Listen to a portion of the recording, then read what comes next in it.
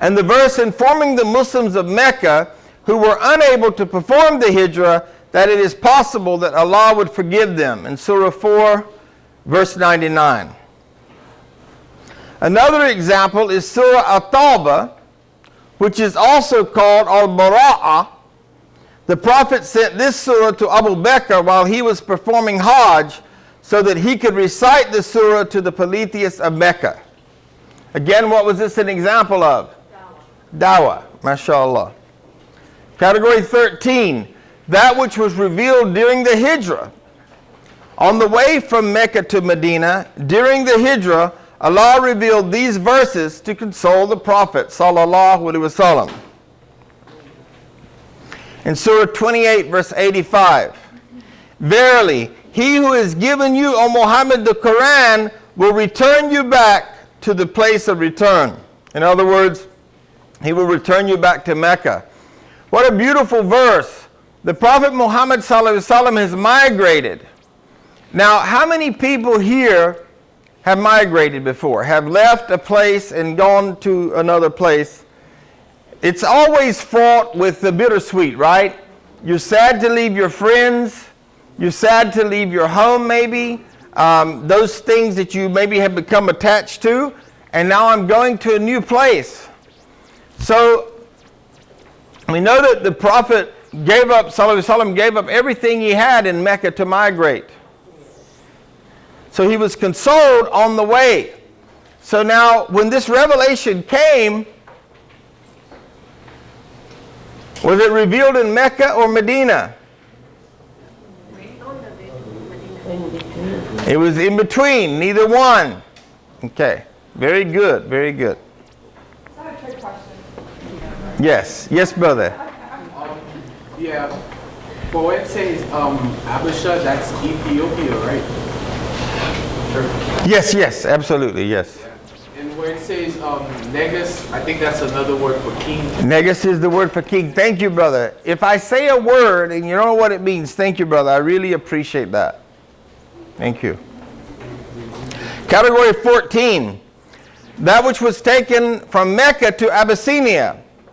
These verses were sent by the Prophet to Ja'far ibn Abi Talib when he was debating with Negus, the king of Abyssinia. In Surah 3, verse 64, O people of the book, come to a word that is fair between us and you, that we worship none except or save Allah, according to which revelation or translation, you're looking at. And that's the beautiful story when the Negus, the king of Abyssinia, drew a line and said the difference between Islam and Christianity is like this line, insinuating how there is very little difference at that time.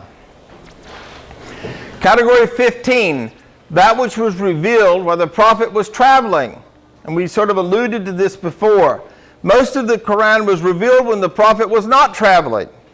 However, some of the Quran was revealed during battles or travels away from Mecca and Medina. For example, Surah Al-Fath was revealed at Hudaybiyah, where the Muslims were barred from performing Umrah. And we talked about this before in another context. Does everybody remember that? Alhamdulillah.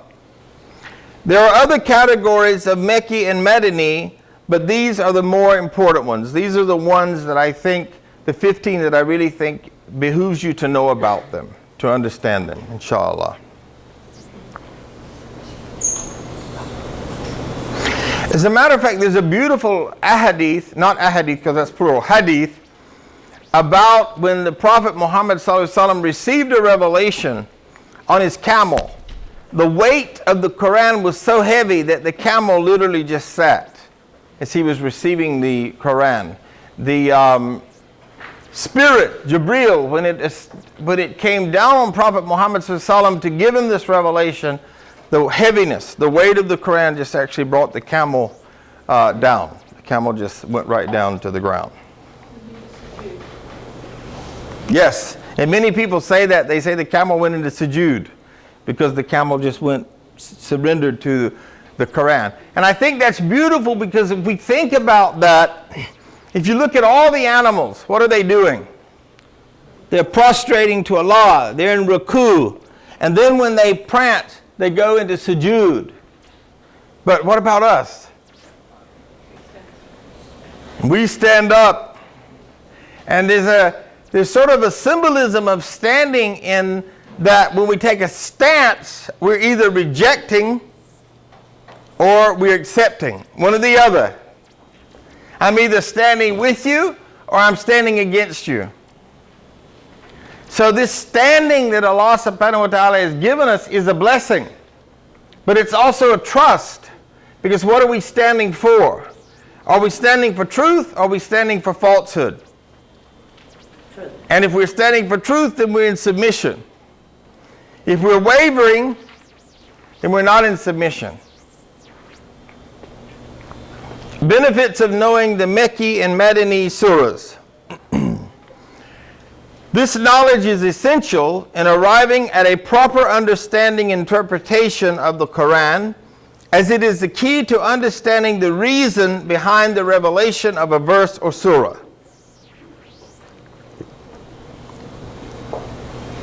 The fact that the verse in Surah 28, verse 85, "Verily he who has given you, O Muhammad, the Quran will return you back to the place of return," that is Mecca, was revealed during the Hijrah, for example, helps in understanding that Allah is consoling the Prophet that he will eventually return to Mecca. Otherwise, we might wonder why, right? Why was he doing this? Right? If we don't have that understanding. This knowledge helps differentiate the abrogated verses from the non-abrogated verses.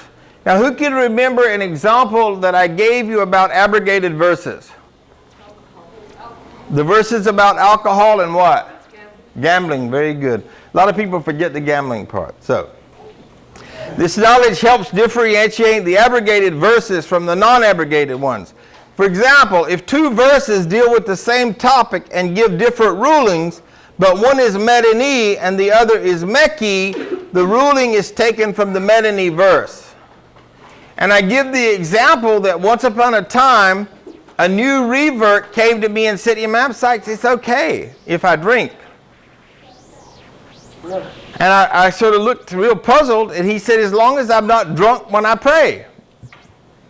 And I sort of chuckled, and I had to teach him this lesson, that there were verses that abrogated. And I have to talk about the cultural context of the Quran and the Arab people. Because when the Prophet Muhammad ﷺ came on the scene, we have to be reminded that this was a land of winos, date winos. They were alcoholics that gambled. They spun arrows to make decisions. They were pagans. They were full of superstitions. They had no respect for women. So we have to understand when it was revealed in order to understand why something might appear, and this is the operative word here, why it might appear to contradict. But there's no contradiction once you have the understanding. Now, for some of the verses even seem harsh. Yes. That's what It gives insight into the life of the Prophet. For example, in the Mekki verses, the Prophet is told by Allah to bear patiently the torments of the polytheist, while in the Madani verses, he is told to be aware of the plotting of the hypocrites. In each case, the reader gains a better understanding of the life of the Prophet and the companions. For example, there was really no hypocrisy in Mecca at the time, because they were just all pagans doing their own thing. It was a do your own thing. But then when there became an Islamic state in Medina, it became popular to be Muslim. So then there arose out these group of hypocrites, because they became Muslim for what they could get, benefit they could get. Okay? Yeah, that does. And that was a lot of my experience when I was an imam in the prison system for 18 years. If you became a Muslim, then you belonged to this group of people that would watch your back.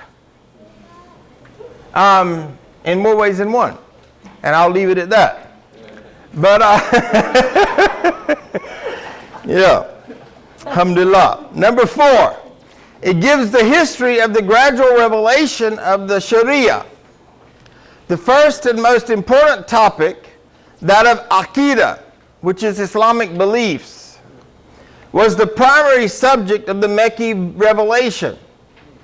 So we remember that in Mecca, when the Prophet Muhammad ﷺ came on the scene, he was beginning to remind people that about Tawheed, monotheism, one God, one God, one God, one God. And then when he got to Medina and was establishing a state, people needed laws. They needed to know how to live. And we'll have some examples of that today, specific questions that people asked Rasulullah ﷺ, and then a revelation came in answer to that specific legal matter. We'll have some examples of that today, inshallah. In these surahs, the Mecca surahs, the Quran talks about Tawheed as well, belief in the prophets, angels, the day of judgment, heaven, hell, and other crucial topics. So, for example, now we are establishing Aqidah. We are establishing what does it mean to be a Muslim. And my TA is coming to help me, mashallah. So, alhamdulillah. Thank you. Alhamdulillah. In the Madani revelations, on the other hand, the Quran primarily talks about laws for the individual, family, and state. So remember we talked before about laws of inheritance? Remember that? Okay, alhamdulillah.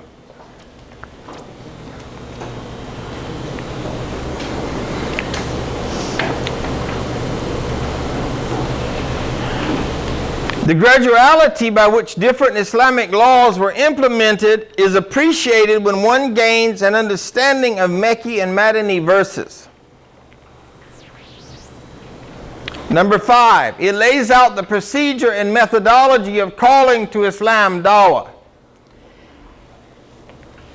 The Mecca and Madani verses have different methods and characteristics in calling to the religion of Allah depending on whom the verses addresses. The polytheists are given different arguments than the Jews and Christians. For example, the caller to Islam is to use the same methodology when addressing these groups. No matter which group is being addressed, however, emphasis is always given on the importance of Tawheed, directing all forms of worship from love, fear, trust, hope, prayer, sacrifice, and vows only to Allah.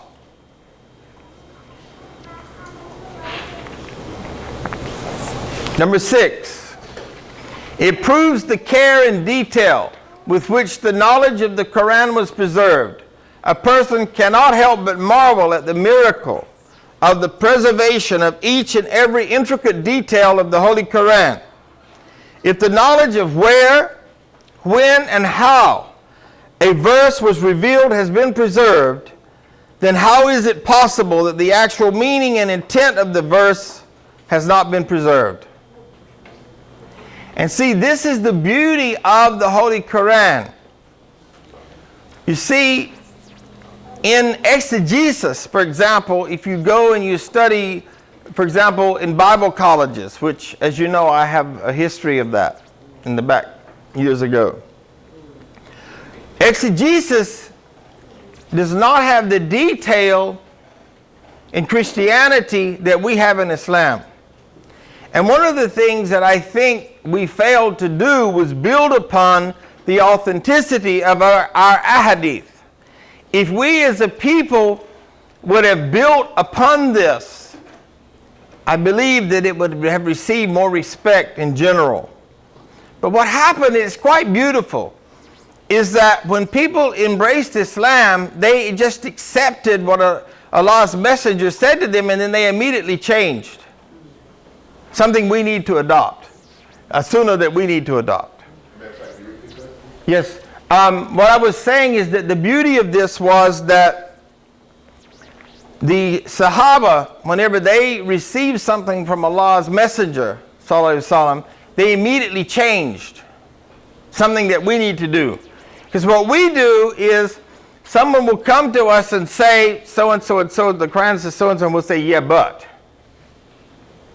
Which means, are we accepting or rejecting? We're rejecting. We're not standing for the truth, we're standing against the truth. You know, and things like this have happened to me. That someone would call me and say, brother, were you aware of such and such? And I wasn't, and I had to correct. And that's what we have to do, no matter how painful it is, no matter how uncomfortable it is. When someone loves you enough to show you in a loving way, even if they don't show you in a loving way, if they show you the truth and give you the proofs, you have to submit. Yes, sister? There's a very beautiful story that I read where when they used to do sujood towards Jerusalem, and then in the middle, I think it was Asr prayer, I can't remember the details. It was in the middle of a prayer that the revelation came that we have to now turn to Makkah. People were in sujood and they were told that the Prophet has, and they immediately changed. Exactly. That's how much they trusted him. And that is a sign of what, folks? Iman. Strong iman, strong faith. You see, the Prophet Muhammad ﷺ said, a Muslim is one in whom you are safe from his tongue and hands. A mu'min is one in whom you can entrust your life and property. There's a big difference in those people, folks. You know, it's a lot of difference that I know that Nijma won't beat me up with her hands. You know, she's a black belt. I'm just kidding. I'm just having fun with Nijma here. That she won't beat me up, nor will she gossip about me. But now let's take it to another level. I can come and tell Nijma the deepest, darkest secrets of my life. I can even entrust Nijma with my children and things maybe they've done that were not Islamic, because I'm seeking nasiha from her. And she's not going to go tell anyone in the community. My life is safe with her. My property is safe. So I say, Nijma, I'm going to go to Palestine and study Arabic for a year. Will you come and take care of my house? Yes, brother, alhamdulillah. And when I come back, my house will be in the same shape that it was in when I left, or better. Now that's iman. Because some people, I had a house in South Africa, and when I had to leave the country because of death in my family and everything, my lawyer sort of decided that that house belonged to him. And I lost my home. So I had given them a power of attorney to handle my affairs. It happens, folks. So, you know, the vision of our family, this family, is for us to be mu'min. That everybody here can trust your life with whoever's here. And your property. That's the goal of this family. That's the goal of my students. Whether you like it or not. No, I'm just kidding. If the knowledge of where, when, and how a verse was revealed has been preserved, then how is it possible that the actual meaning and intent of the verse has not been preserved? So, let's go back. In the Torah and the Injil, for example, they do not have in their history this same level of preservation. I don't want to offend anybody here because I know that's a little touchy. But all you have to do is talk to any rabbi or any scholar, Christian, and they'll tell you we don't have that preservation. That's why we have contradictions. If you know these abrogations, there's no contradiction in the Quran. Because you have the asbab. You have the reasons of a particular occasion and why this verse says, don't come to your prayers befogged, and the next prayer says, it's prohibited. 3 verses later. Not in the same context, but 3 revelations later about that subject. Is everybody with me? Okay, I just want to make sure I said that the right way. Alhamdulillah.